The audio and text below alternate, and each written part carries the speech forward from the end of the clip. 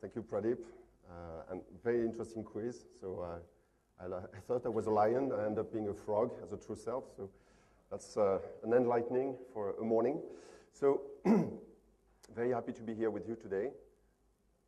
In the future, software testing will be very different than it is today. And quite frankly, this is a good thing because software testing largely stinks, to be honest. Why? Because testing comes too late into a project, contributes too little, and costs too much. And since companies care for the quality of the products, for the health of their bottom lines, they will sooner or later revisit their approach of testing and quality. So as leaders, actors of the testing business, we need to take the lead on this. Our testing industry is still young. And I believe that better training, better methods, and a better appreciation of testers will go a long way. So I want to take you through a few things today. Look at the enterprise, look at what our customers' environment is becoming or is heading to. Look at software testing. Where are we coming from? And hopefully, we'll know where we're going. Having said that, I think we should probably better look at the past to start with.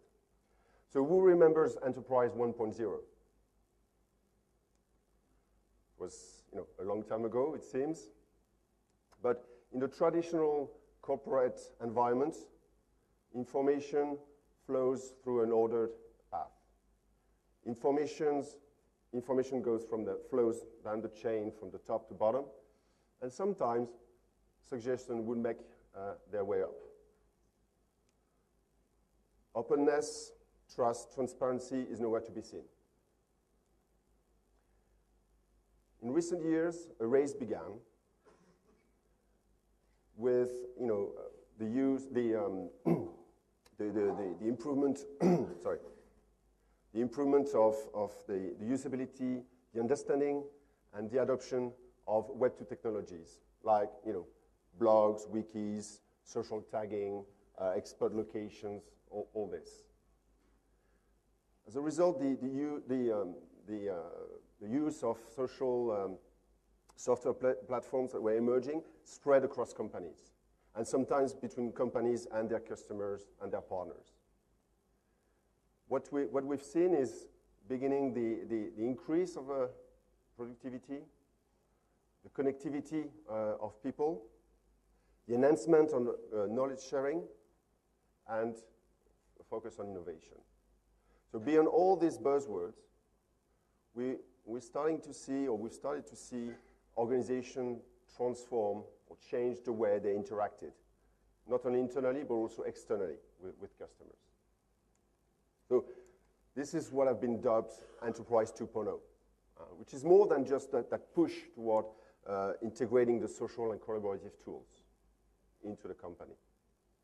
It has radically transformed that structured way information, but it has also cut the chains that were holding back collaboration in those old or traditional corporations.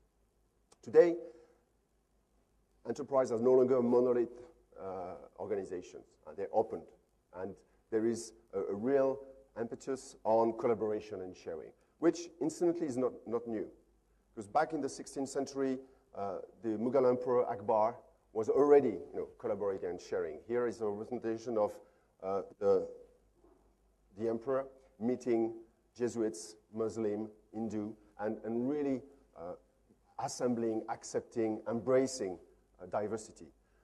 What technology has done was simply to force open closed systems, to unleash synergies. Vincent van Gogh. The adoption of models from other cultural traditions,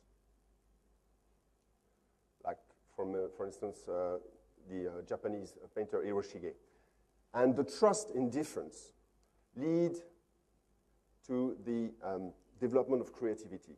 And this creativity is very strong, very powerful, because it is founded on respect and mutual recognition.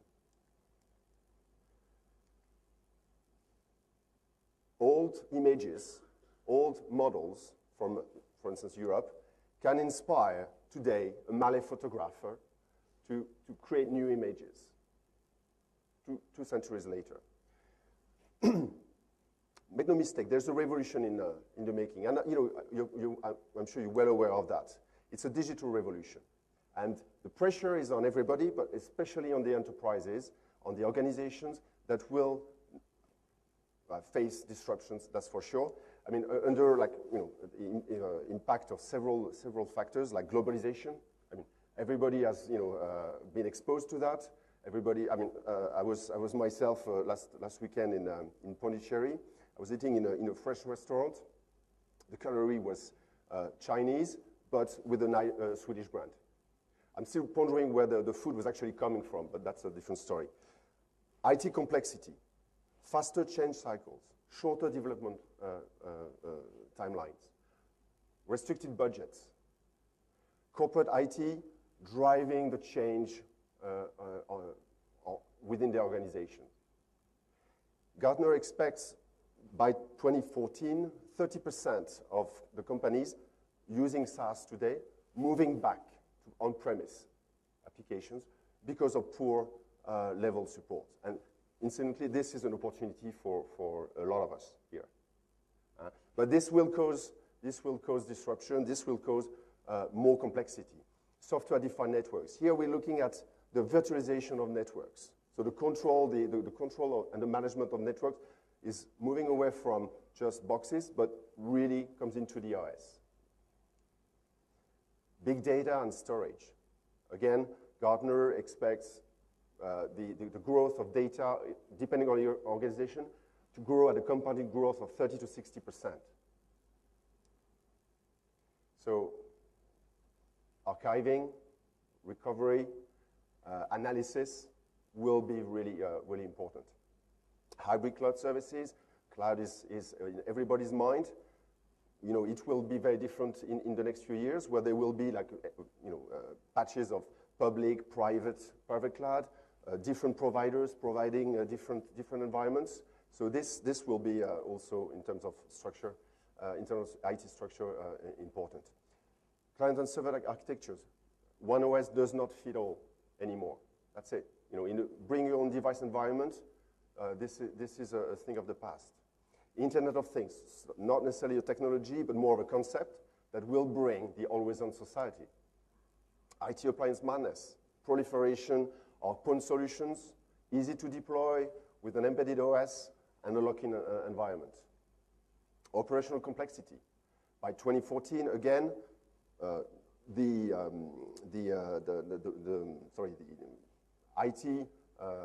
IT users' own applications, on mobile or what have you, social, will be affected by malware 4 times at a rate 4 times faster than the one on the corporate network. Virtual data centers, exploding IT capacity. The server workload grow by 10% every year. The network bandwidth demand grows by 35% a year. The data storage by 50%. So whether we may think Enterprise 3.0 is upon us, whether we are yet we're done with Enterprise 2.0 or not, things will have to change. So what could this Enterprise 3.0 be? Honestly, I don't know. I mean, I went on the web, tried to see. Some talk about mobile enterprise, so some give some great equations like ETH 3.0 equals SaaS plus extended enterprise. That's great. But I believe that Diane Hinchcliffe is right here. It's only the beginning. We are basically here. We see this massive growth of information, and here there's a chasm. So there will be something to happen. And enterprise need to adapt, need to prepare for that. Companies are facing globalization, but their systems were developed years ago. we need to prepare, they need to prepare for organizational disruptions, software networks, the cloud, what does that mean for them, etc. So what about us? I mean, software testing. Software, again, is expanding. The world is getting revolutionized around quality. I mean, think of mobile applications, the expectations of mobile users. New technologies give a new dimension for testing. So that's pretty rosy. That's what I've said Syed yesterday. Software quality testing is becoming a business-led activity because, again, enterprise really open and we are away from that ordered path for information to flow. So what is the future of the testing world? Well, just looking at what is coming up. So, time to market revolution, commoditization of technology, globalization again, and the cloud. So lots of opportunities, which, of course, are coming with some challenges. So let's look a bit back, at where we're coming from. In the 60s, in the 70s, programmers did it all. So there was no tester, really. But then a breakthrough arrived. Okay, developers cannot be good testers. The guys that build something cannot be the same guys that will try to destroy it. Okay? So first testers appeared, but they suffered a lack of consideration, visibility, recognition. Software testing was misunderstood. It was new. It was not a profession. It was a bypass. Few useful but cumbersome testing tools and methods. And total disconnection from executive management. Then came software testing 2.0. So first recognition, but very quickly ownership issues arose. Okay? Explosion of available tools because there was really a green field ahead of us. Still a better understanding from the management, but quite low after all. So the importance of testing did not come across. Lack of involvement, understanding again, emphasis on testing for testing's sake. So that was not the kind of visibility we wanted. And the outcomes were, like ill-equipped testing programs, damaging perceptions, complaints, and not a good feeling when you were on the testing side, basically. So after taking one step forward in the 60s, and then 2 steps backwards in the 80s and 90s, the agile movement kind of came back and really instituted the testing as an integral part of the software development process. Testing has been emerging into a healthy industry and established discipline, but yet this lack of visibility has denied so far testing from the strategic importance. And after all, why should we treat software testing as a strategic initiative? Well, in their quality report, World Quality Report, Capgemini and HP came up with a number. 18% of IT budget is with testing. 18%. 40% of the development budget is software testing. From those 2 figures only, I mean, this calls for strategic status. Testing helps organizations to release higher quality code as well, and it should provide senior management with information about the product quality. And again, this is what all testing 3.0 is about. So it's easier said than done, okay? So let's try to build a case for this software testing 3.0. So first of all, we need to convince the management. And when you talk to management, you talk metrics, you talk results, you talk measurement, okay? So development and senior management should be provided with quality metrics. Development to deliver better code testing, senior management to make critical decisions when it comes to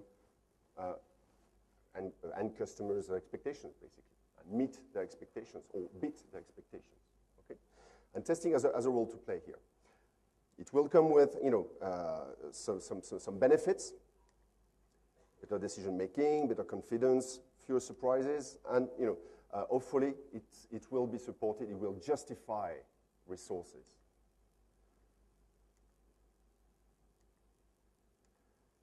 So how do we go from there? So treating software testing as a strategic effort. Enable an organization. Starts with the understanding that testing is valuable to the organization overall. It's not just on a project, on a product, or for a given team. It's for really the overall success of the company. Strategic end-to-end framework. Stop being tactical. Really try to get some height. And really force that integration within the SDLC, the software development lifecycle. Resources will be important because it's the only way to make things happen. And give that visibility, give that information to management in terms of metrics that will enable them to make the right decision and look good as well, but make the right decision for the company. So software testing 3.0 starts with a strategic commitment. It starts with a transformation also of culture, methodology, beliefs, and techniques. So it's not an easy task. We're talking about transformation here. An organization must emerge based on methodology, people, and metrics again.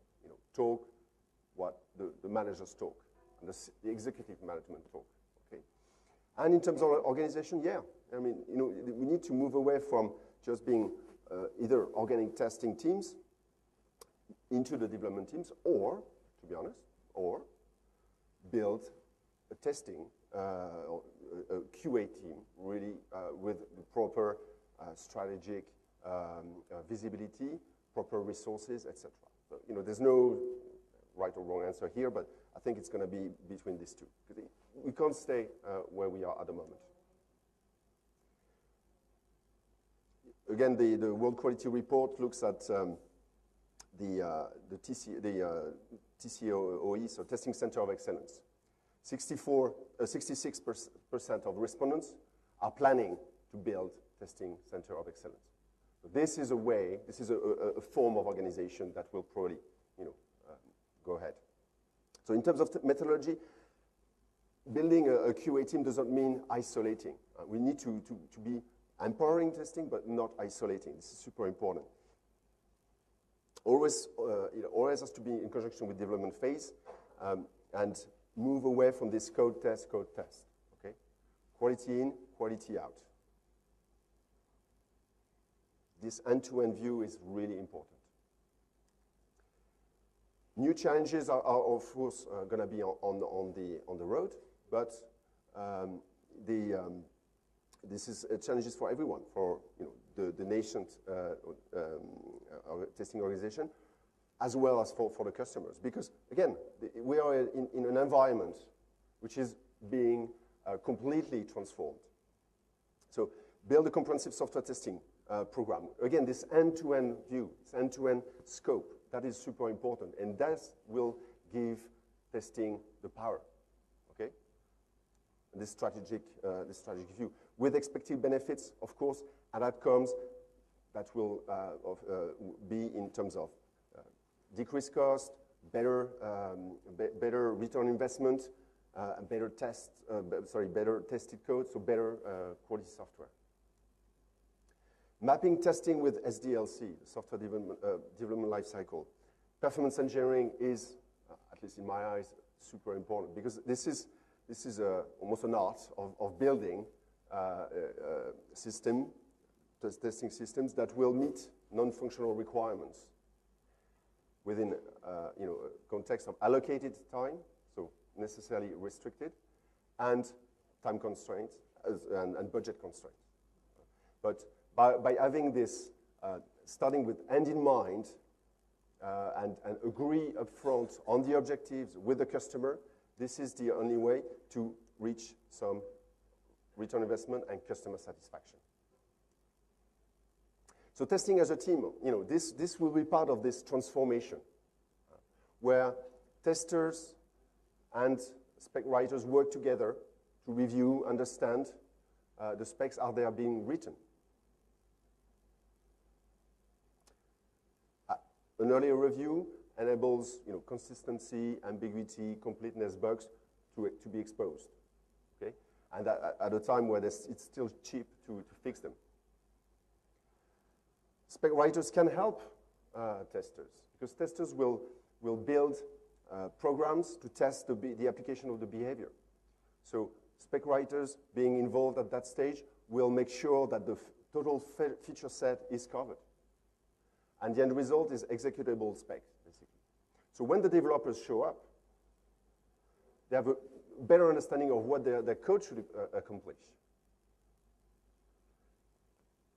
And developers will be helped by testers. We will provide them some light models, light testing models, that they can run against their code before actually handing over their code for official testing. Okay? So testers help developers, developers help testers. Working together on a feature-by-feature basis, they ensure that the code is easily tested or testable with automated methods. Again, we don't wait for the end of the cycle. We move forward. And then the code gets full of testability hooks that will make errors more detectable. And testers, after all, should help testers, because the models that will be then written in a high-level language will be able to be reviewed by other testers working on different features or different products, and they will be able to review, to improve them, and really have a text generation community spreading. Methodology, people. Boundaries blur between testing and development. Again, it's not back to the 60s where everybody would. No, it's an integrated team. And testing mission changes. A new objective for the tester is to ensure the stability of the product throughout the development process. Testers get respect, and I think they should get a new title even. Software design engineering test. How does that sound? Testing gets trendy, because breaking stuff is cool and it's fun. And adrenaline junkies move on because it's away from late night and pizza eating or whatever chicken masala you may have at late nights. We're trying to move away from this firefighting stuff. I would even go further and think about a new role for testers, ambassador of the development to external teams. Remember, E3.0, or the new enterprise, is open. Okay, connections with partners, customers, suppliers are there. So if we leverage the requirements that are today for testers around the connection, the business understanding, communication, and all the awareness of external factors that may influence the product and the team, testers are in a very good spot to be those ambassadors and to coordinate the communication. Third, metrics for management. Because again, the executive management needs to have that visibility. They need metrics to make the right decision and link those metrics to the end customer experience. That is super important. You're moving away from just the bug and the code test. Having said that, Devel is in the detail. This is Louis the 14th, the Sun King from France. The vision is in the eyes. The face is determined, is firm. But there's no vision until it accepts to be challenged by the movement, the dynamic of reality. Okay? So implementation will be the acid test. And what will it take to succeed? Well, reality check is important. Understand what may be realistically accomplished with testing versus what cannot. Again, the quality of a product does not depend on finding defects. Testing is not just there to say, well, there's a bug here, there's a defect. No, the quality of a product is something else. And testing can definitely help there. Around the design, around the specs, again, the architecture, etc. Build a team of software testers that can perform the different types of people. The testers will be obviously key in this transformation. But we need to find the right people. the right education. There was a lady yesterday from the academia. I mean, this is super important. Yeah, I mean, proper testing, qualification. Right, understand that, you know, people that can learn, basically, and not just at testing level, but can learn on the go, can understand business, the external factors, etc. Back to this World Quality Report. You won't be able to see this, but basically you have external, the way the respondents judged the quality, the skills of the testers, externally and internally. Internally, 24% only are above average. Externally, luckily, it's a bit better, it's 33%, okay? So there's a gap here, and I think it's a question of education. Change the roles. It's not just education, it's also what we ask people to do. Reach out to the true self. Build and document robust, comprehensive software testing programs, and integrate the feedback from customers. Not just be in isolation, reach out. And the organization should support that. And here's for management or leaders. Foster a culture of respect and collaboration. George Catlin, in the 19th century in Americas, Native Americans were considered an inferior or evil creature. They were threatened of disappearing in the name of progressive civilization. So Catlin went to the tribes and started to make pictures. And you can find as much dignity in his male chiefs as in aristocratic portraits, or in his women as in Bellini's Madonnas from Venice.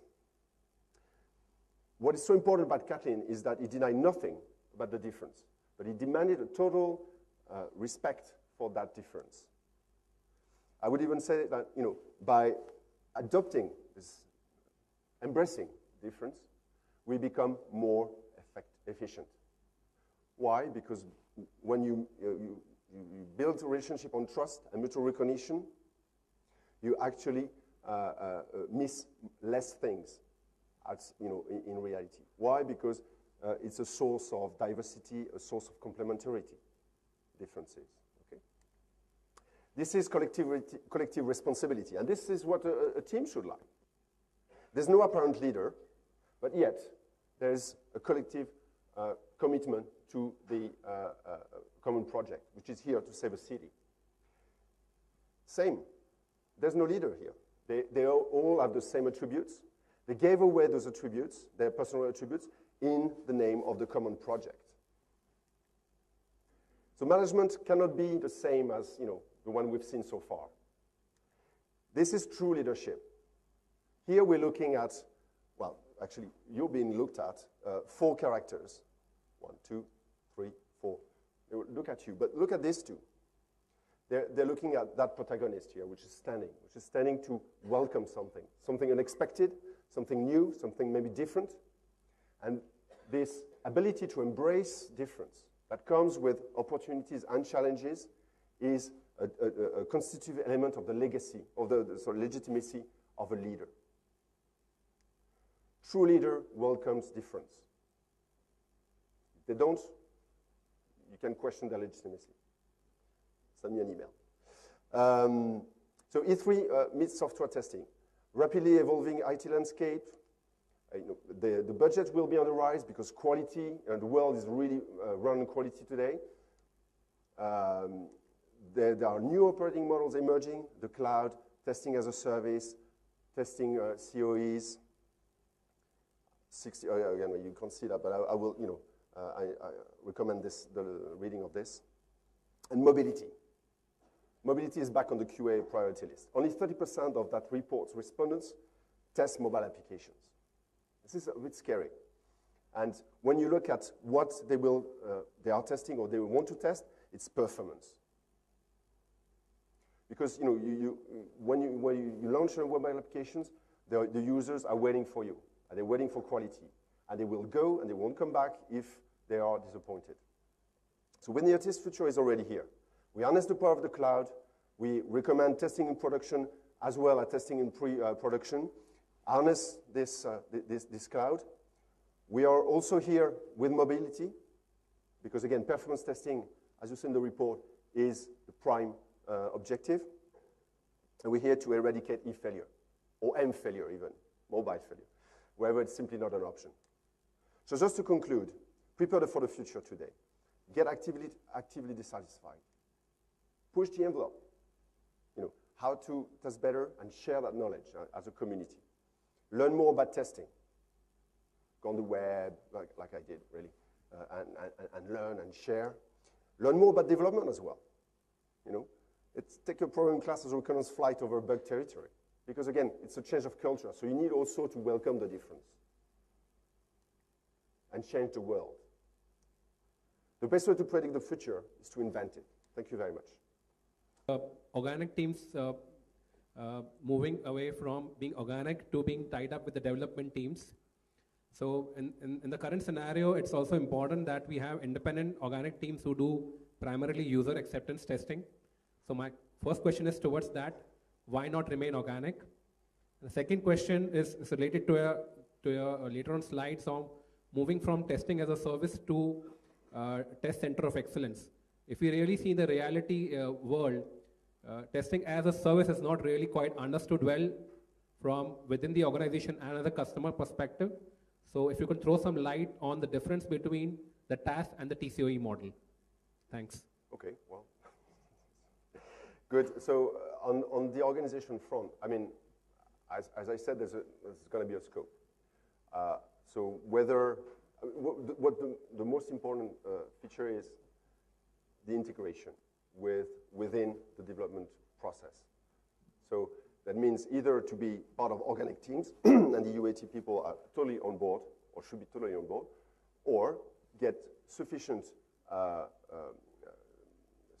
sufficient power in a sense, sufficient seniority for the QA team to be able to, in a metrics way, to have the interaction with the development team. So, I mean, there's at this stage, I think it's up in the air, but I think there's definitely, I don't have a dogma, I don't have a preference. I think both will be good. But anyway, integration and executive management visibility. Back to your second question. So TAS, testing as a service, well, I think it's new. It's really emerging. It's on demand. I mean, I speak to a lot of my partners, and each of them has a different view of what performance testing as a service is.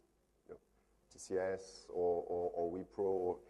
But that's interesting. Why? Because it's so buoyant at the moment that everybody is very creative and has also a different angle from the interactions they had with his customers. Back to the TCOS, the Testing Center of Excellence. I mean, I think it's probably the best structure. The best structure at a customer's premises. To have this, to center all the expertise into one node, rather than having distributed expertise across the corporation.